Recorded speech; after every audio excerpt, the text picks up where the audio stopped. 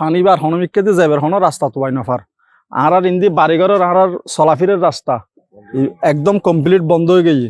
এবার মেম্বারেরও বেশ কয়েকবার হয়, কিন্তু মেম্বারও এবার প্রতি হন সাহেবের লাই অনুমাইয়ের মেম্বার পুরো রাস্তা ওয়াদিয়াটা মানে পানি ডুবো আর যাতায়াত খুব সমস্যার।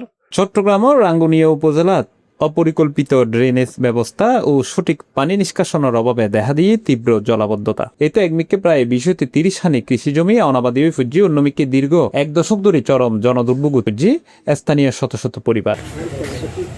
সামান্য বৃষ্টিতে রাস্তাঘাটত ফানি উড়ি যায় এবং বসতবাড়ির সাইডাগদি ফানি উড়ি বহুত দুঃখত ফুরি যায় এলাকার মানুষ। ফেনা রাস্তা তো মনে করো জমি নতুন ফেনাটা না তুলে রাস্তার তোটার কুয়াশা যাতায়াত বেশি সমস্যা।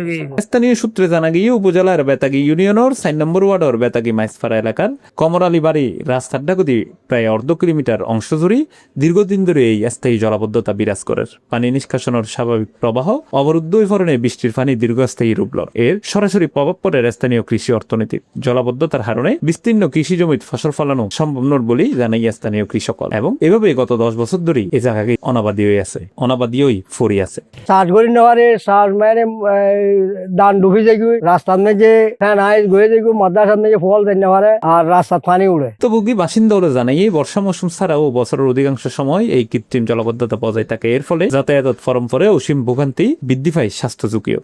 দীর্ঘ 10 বছর ধরে একাধিকবার বিষয়গান সংশ্লিষ্ট হলরে জানানো হইল কার্যকর হন স্থায়ী সমাধান ন মেলে বলে অভিযোগ তারা। আর রাঙ্গুনিয়ার বিশেষ করে এমপি মহোদয়ের হাতে আরা অনুরোধ করে আর পানি নিষ্কাশনের লাই কি ব্যবস্থা করা যায় ওনার হাতে আরা অনুরোধ করে আর পানি গান যথাযথ যাবে রাস্তাগান করে দিলে আর খুব খুশি হইম। এ বিষয়ে জানতে চাইলে রাঙ্গুনিয়া উপজেলার নির্বাহী কর্মকর্তা মোহাম্মদ নাজমুল হাসান আনুষ্ঠানিক বক্তব্য দিল।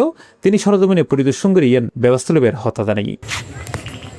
C Plus TV, Chittagong.